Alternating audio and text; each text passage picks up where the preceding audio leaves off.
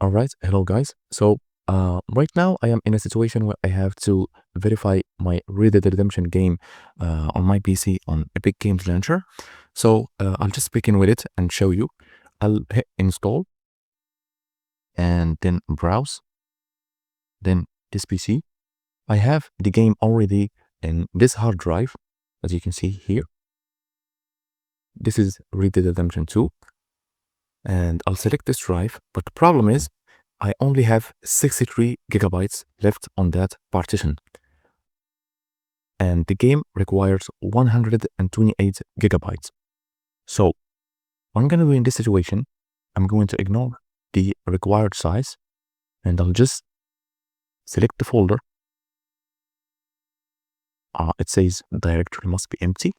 That's normal because the directory already have Red Dead Redemption 2 in it. So I'll just rename it. I'll add another 2 in here just to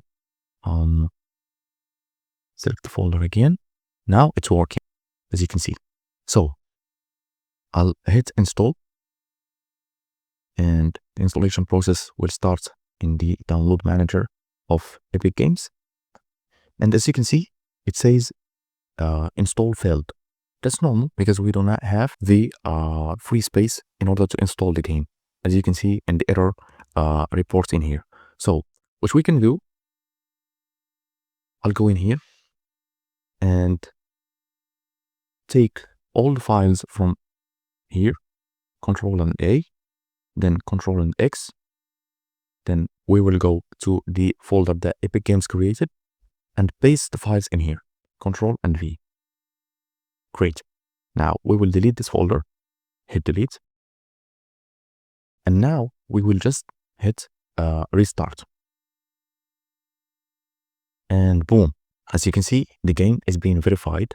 It's already 17%. And after it's finished from verifying, the game will work just fine.